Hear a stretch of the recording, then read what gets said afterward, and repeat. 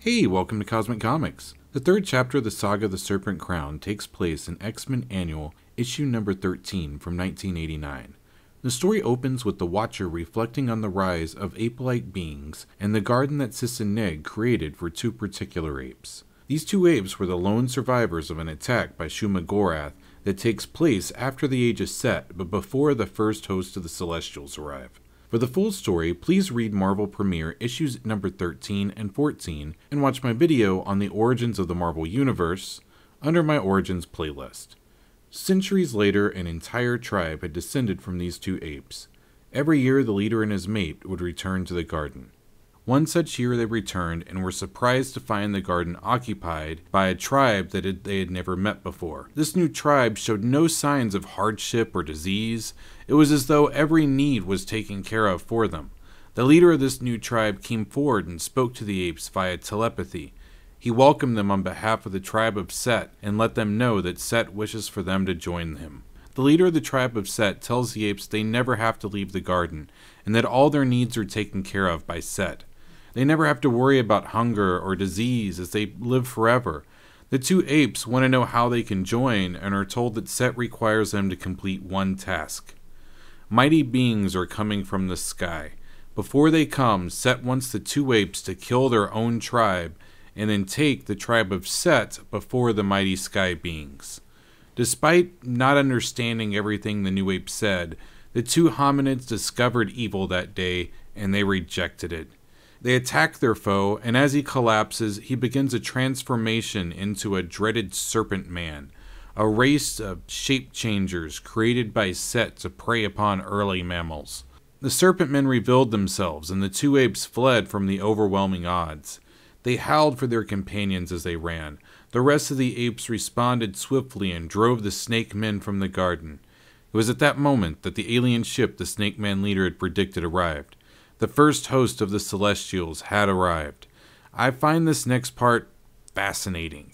It was Gaia who stood before the ship, glowing like a star, and beckoning the ape tribe forward to accept the Celestials' gifts.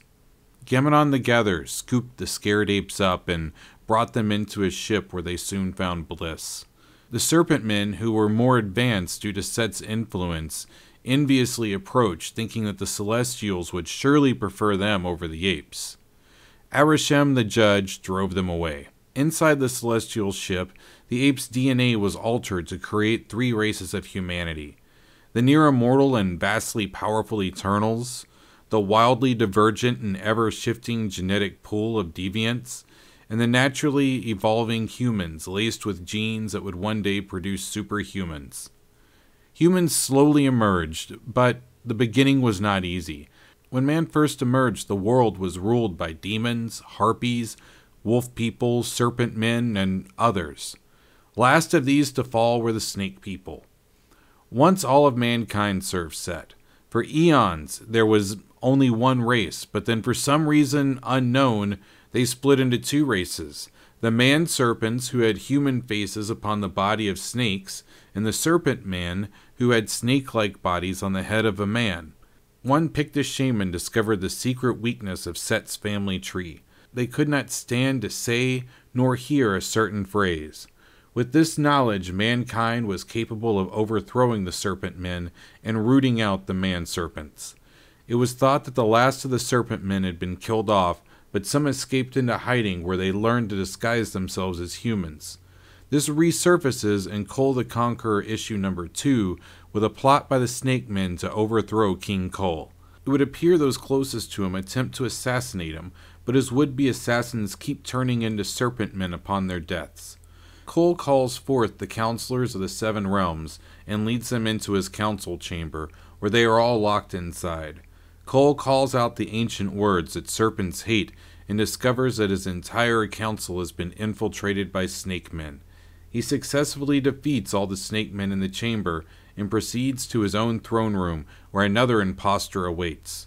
Kull defeats the impostor king and vows to kill any remaining snake men, a promise he follows through with, hunting down and killing snake men wherever he can find them. In the next episode of the Saga The Serpent Crown, the Serpent Crown itself makes its first appearance. Thanks for watching. Feel free to hit any of the buttons below. I'm out.